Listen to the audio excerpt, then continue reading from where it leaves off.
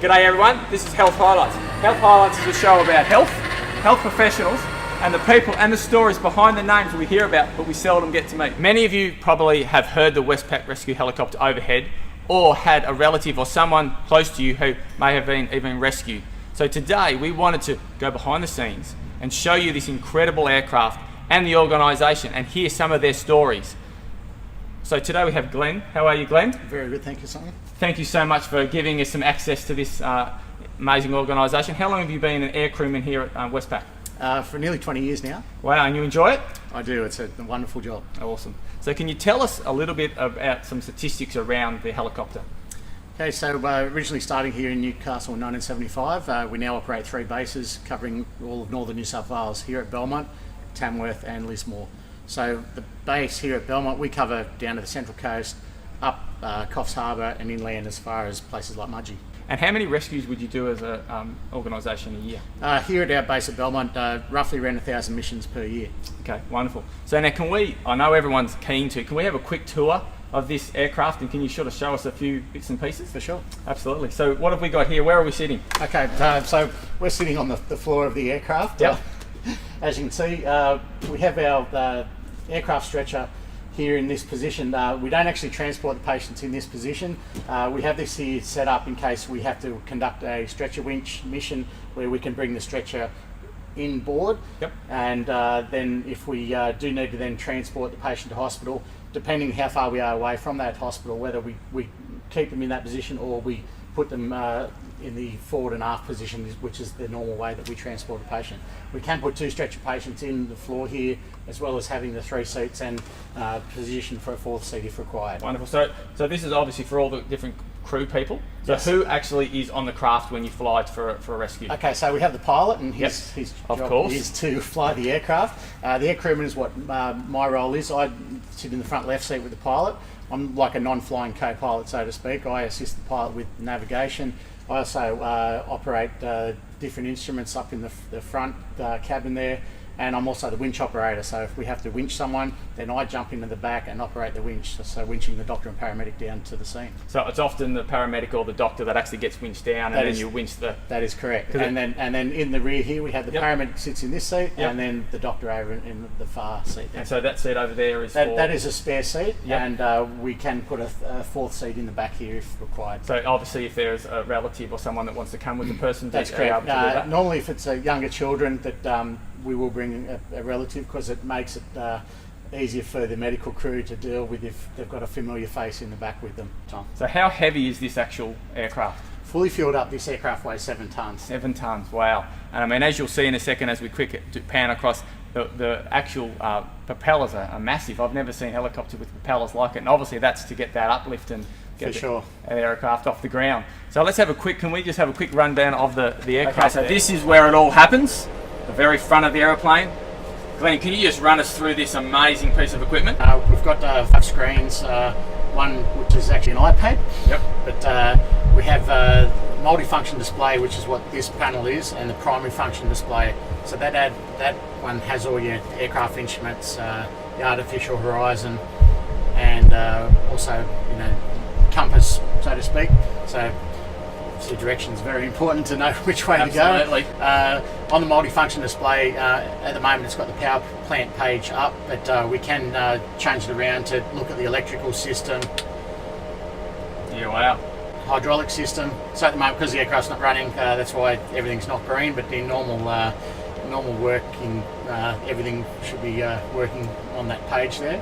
Yep. We can also go across to map page, and that's just another bigger map of what we're sort of seeing down here. Mm-hmm. With the iPad, we have a app called Oz Runways on there that shows us our position in regards to everything else around us, and this sort of pink area here is all the Williamtown airspace. Yep. So whenever we travel north, we go through their airspace, and we have to get permission to go through their airspace. Absolutely. Without getting their permission, can get into serious trouble. Yep. To the point of, they possibly could scramble aircraft if they feel that. So do you have to sometimes reroute around or just change course a little bit? Normally not. If we're going on a mission that requires us to go the most direct route, yep. The Royal Australian Air Force will allow us to go straight through, and they will move their aircraft out of the way for us to get through. And that's an interesting. How long does it take for you from a phone call to actually then pretty much get the craft ready and then get out there to see someone? From the time we get the call to the time we're airborne, it's around 10-minute mark. Yeah, wow. Yeah, so once we get all the information of where we're going to, it's just a matter of getting the aircraft out into the pad. We have to tow it out using the tractor, disconnect the tractor, disconnect the towing arm, which is that pulls on the nose wheel, and then get all our gear on, make a radio call in the local area to make sure that there aren't any other aircraft around that's going to conflict with us, and then we get going. And what sort of pace do you sort of travel at to an actual, if you're off to say Muswellbrook, how fast can you get in terms of speed? Speed-wise, the top speed of this aircraft is 310 kilometres per hour. Yeah, wow. But cruising, possibly doing around 280, 290 k's an hour, gets us up to Muswellbrook in around 20-25 minutes. That's very fast. And so obviously this is exactly the same setup, but on the other side, so if anything was to happen to the pilot? Pretty much like that. We aren't pilots as such, but we do practice procedures should something happen to the pilot, that we can still land the aircraft at least, which is, it's what you want to do in the end. Absolutely. But the aircraft is designed to fly from either seat, and a lot of operators in the world, mainly if they're doing offshore work, they have a pilot and co-pilot to fly the aircraft. All the instruments you see, a lot of the instruments are pretty much standard across all sort of bigger type of helicopters and also a lot of commercial aircraft. Yep. So the flight management system, which is this box here, yep, you'll find that same one pretty much in, say, a 747. Yeah, right. Wow. And so for you, Glenn, why the Westpac Rescue Helicopter? So why have you given 20 years of your life to be a part of this service? Well, I grew up down at Redhead and saw the aircraft in its earliest form in the old Bell Mash helicopter. Yep. And over time, just sort of I like the thought of flying for a job, plus then the thought of actually being able to help people at the same time, and this is the perfect job. So wonderful. I have a life-saving background, and so that's how I initially got my start with the service. And what would you say has been the highlight? Like, can you think over your 20 years, is there one rescue that sort of stands out, or was it maybe just a few that you just love to do? Not particularly. Probably the most sort of famous one, I guess, is the Pashabolka, where yes, I was one of the rescue crewmen. Winching the crew off the ship that day. That's most people sort of know me from that, but.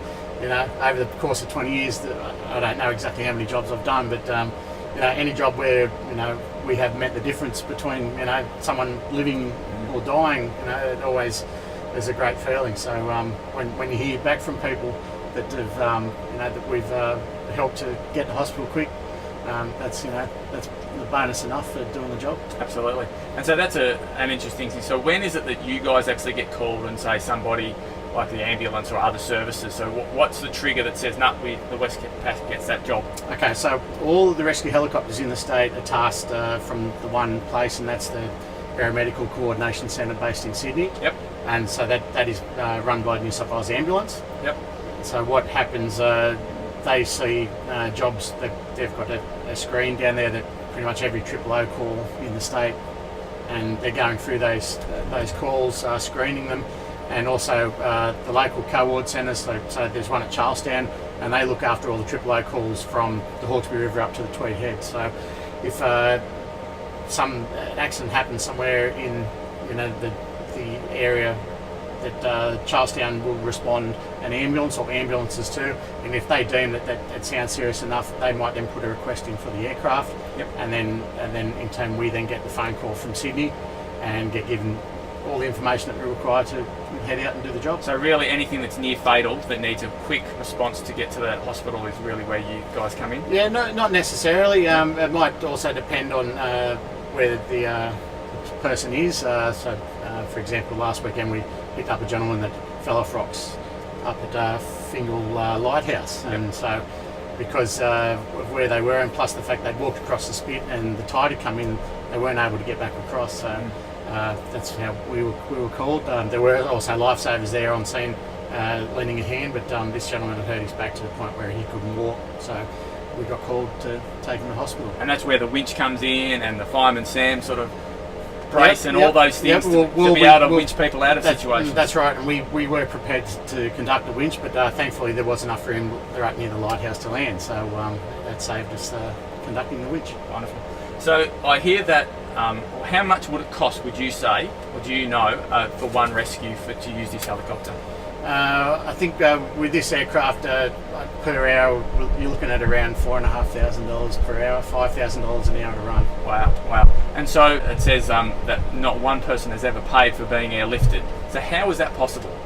So we have a contract with the New South Wales government, the Department of Health, and we also have generous sponsors, plus generous members of the public who have supported us, throughout, since 1975. So what happens is if someone is rescued by us and flown to hospital, they'll get sent a bill, just like an ambulance, and if their private hospital cover has ambulance cover, then that pays for it. But if they don't have private health insurance or whatever, then we, as the company, pays the bill back.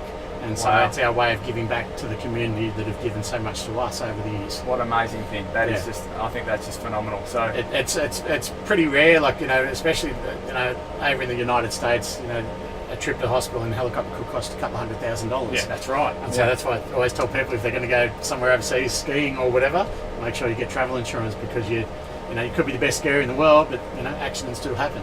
That's right. And so that's the thing about you guys, is that it is a free service, and what an amazing service it is to provide to our community. And so we want you guys to get behind the Westpac Rescue Helicopter, and we're going to provide an opportunity for you to donate to them. So if you've enjoyed this interview and you want to donate, there'll be some information now on the screen. Please do so. It is such a vital work that you do. So thank you so much for the access that you've given us to your whole organisation. It's amazing what you do. Thank you, Glenn. No worries, thanks very much. Thank you everyone for joining us. I hope you really enjoyed that. I know I did, sitting here in front of this cockpit. We've got an amazing interview for you next week. So remember, same time, 12:30. Tune in. Remember, healing is a gift, health a responsibility. Have a great week. See you later.